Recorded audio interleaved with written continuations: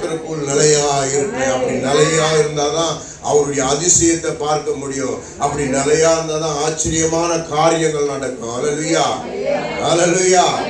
நான் ஏற்கனவே சொல்லியிருக்கிறேன், நடந்த சம்பவங்கள்லாம் நிறைய இருக்கு. நடந்த சம்பவங்கள் நிறைய இருக்கு. இன்னும் ஆண்டவர் நடத்தி கொண்டிருக்கிறார். ஏன் என் வாழ்க்கையில நடத்த மாட்டார்? அவர் நிச்சயம் நடத்துவார் சொல்லி உறுதியா இருங்க.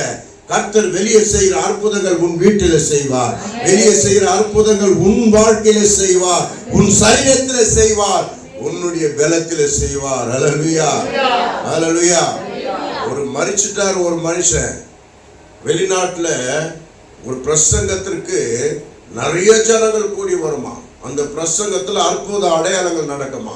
மரிச்ச உடனே இவரை உயிரோடு எழுப்புவார் ஆண்டவர் சொல்லி அவ மனைவி விசுவாசமா இருந்தாங்களாம். டாக்டர் எல்லாம் சொல்லிட்டாங்க, 3 நாள் வச்சு பார்த்து அவ்வளவுதான், மரிச்சிட்டாரு. இப்போ ஒண்ணுமே பிரயோஜனம் இல்லை. இந்த ஆக்சிஜன் எல்லாம் எடுத்துட்டா சரீரம் கெட்டு போக ஆரம்பிச்சிடும், ஜீவன் போயிடுச்சு, அவ்வளவுதான் அப்படின்னு சொல்லிட்டாங்க. ஆனா அந்த மகள் என்ன பண்றா? விசுவாசம், கர்த்தர் நிச்சயம் எழுப்புவாரு, கர்த்தர் நிச்சயம் எழுப்புவாரு சொல்லி மீட்டிங் நடக்கிற இடத்துல கொண்டு போறான் அந்த மகன் ஆம்புலன்ஸ்ல வச்சு. ஆனா டாக்டர்லாம் ஒத்துக்கல. இருந்தாலும் சரி நீங்க விருப்பப்படுறீங்கன்னு எழுதி கொடுத்துட்டாங்க. எடுத்துட்டு போய் அங்க இடமே இல்லை, அண்டர்கிரவுண்ட்ல தான் ஒரு இடம் இருந்தது, அங்க போய் நிறுத்துறாங்க. ஆனா அந்த சவுண்ட் தான் கேக்குது, சத்தம் தான் கேக்குது. சொல்லுங்களேன், சத்தம் தான் கேக்குது.